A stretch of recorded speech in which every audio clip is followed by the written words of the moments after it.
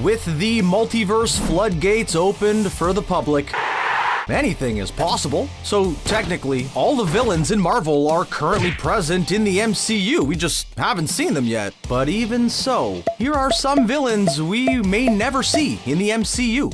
Some of you might be really eagerly awaiting for White Rabbit to show up. You can't eat, you can't sleep, because you really need her to appear on screen. And, well, I don't know how to tell you this, but she really might not.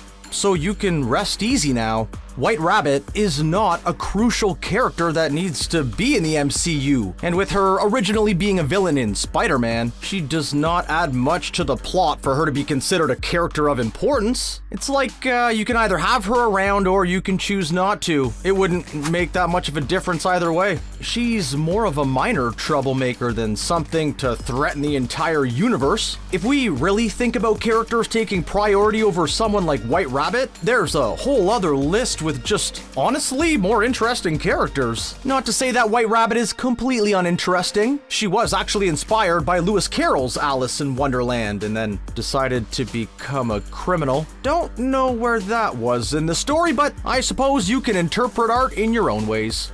Ooh, before we move on, have you subscribed yet? You can like the video too if you want.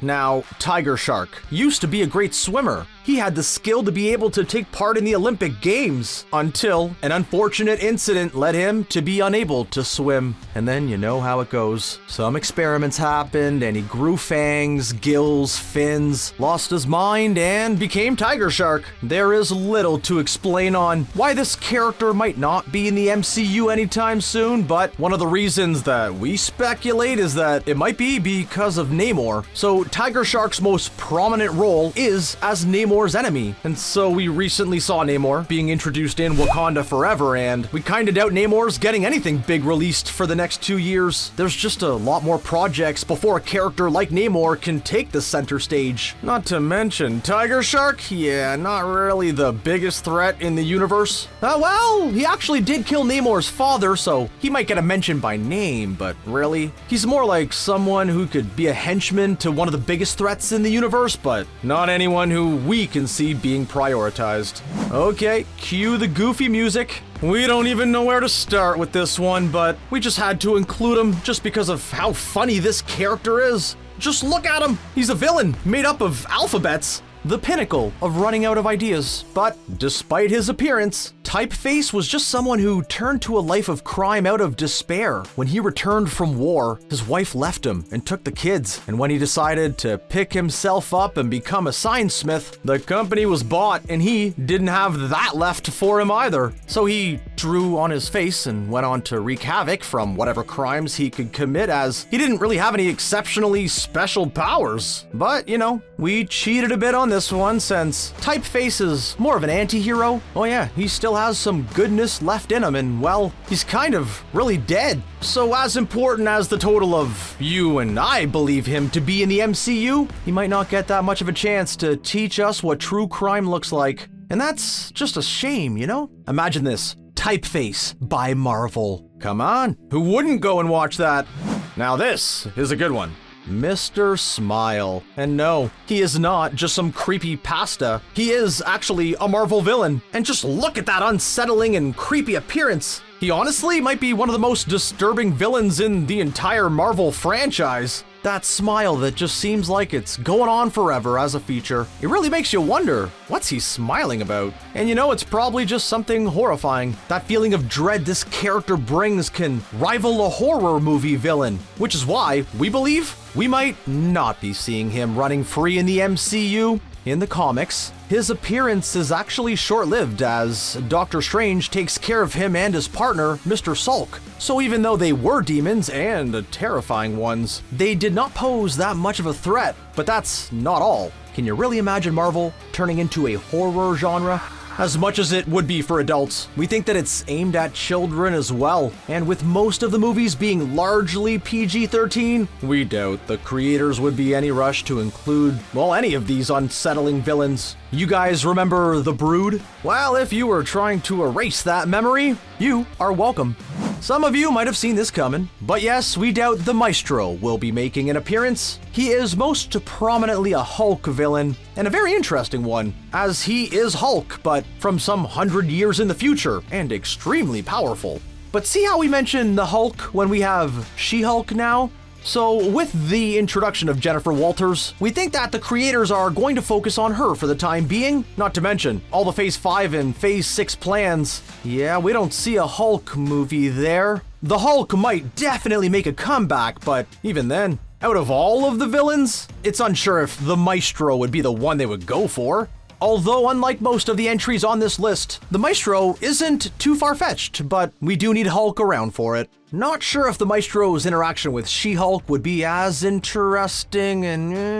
okay, unless he comes from the future to inform her of some impending doom? But it's unlikely since he's the bad guy. But hey, Marvel could just have him cameo as a good Maestro instead, but that would ruin the point of his character.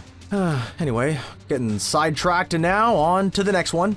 Charles Xavier's evil twin sister, Cassandra Nova. She is an interesting villain, but we don't have any major X-Men filmographies in the works just yet, and there may be some time until we get to see anything exclusively X-Men related. We did see Charles Xavier in the recent Doctor Strange movie, and, well, he's arguably dead, so where would Cassandra Nova really fit in without him? Because one of her motivations is to get revenge on her brother. So no brother, no revenge, and therefore no Cassandra.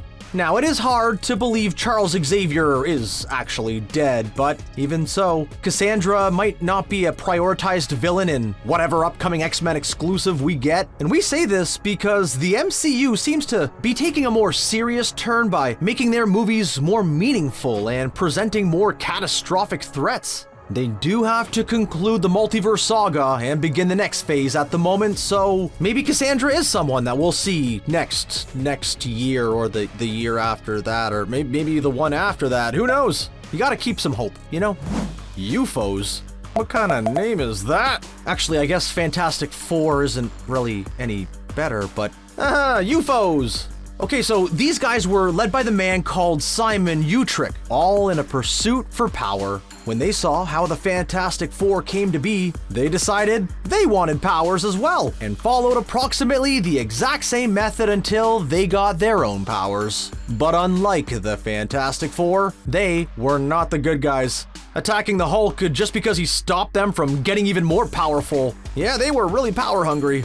Their abilities actually seem better than what the Fantastic Four have, but they are mostly seen fighting the Hulk. So now, with She-Hulk around, we doubt that we will be seeing this amazing bunch known as the UFOs.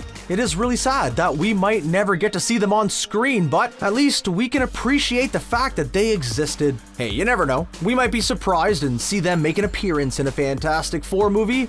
UFOs seems like a team that would have a theme song and strike a pose when they were introduced, you know?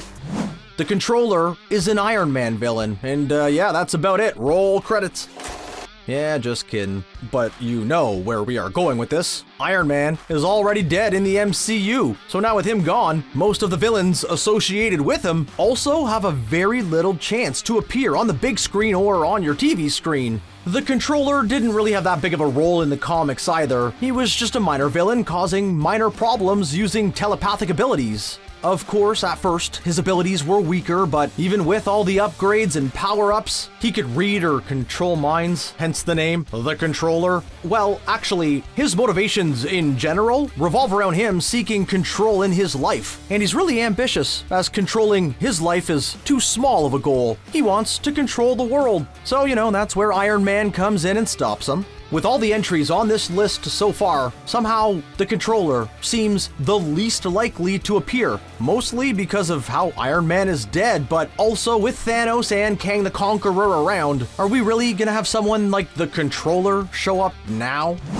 Okay, so this might be a bit of a controversial one. Vulcan isn't someone that we are unfamiliar with, He is Cyclops' brother, and Cyclops is one of the main X-Men. But, you know, we would like to expand on the point that we made earlier in this video. We can see that Marvel is trying to take on a more serious turn in the movies, and after the conclusion of the multiverse saga, we will be ready for the next phase, and for now, there are no X-Men plans. Even if we do get X-Men movies in, say, 2025 or 2026, something like that. We just really doubt the focus would be on a villain like Vulcan. We all know that within the X-Men universe, or the Marvel universe in general, there are more serious threats, and there might not actually be a chance to fit in Vulcan anywhere. Sure, we might get a Cyclops movie where Vulcan is introduced, but have you ever seen a Cyclops movie before? We don't want to completely cancel out the possibility of Vulcan's appearance in one of the X-Men films, but we just believe that there are bigger threats for Marvel to introduce. There are quite a few problems with this one, and we just want to start off by saying that DC has already claimed Enchantress as a character in their own universe. Now, the new season of Loki has been announced, and the Enchantress is actually a close associate of Loki, so there is a possibility of seeing her there. But with DC and Marvel's rivalry, it would be difficult to introduce her in the MCU because now we have two Enchantresses, and both from different franchises. Yeah, that might get confusing. If we take a look at where Thor is right now and the direction we can assume that Loki is taking, we doubt that the Enchantress is absolutely essential to the plot. They might have neglected to include her completely, to be honest. We can't really see a lot of signs that they would introduce her, although she does make a very promising villainess, as her power is equal or even greater than the Scarlet Witch, and we've seen what she can do.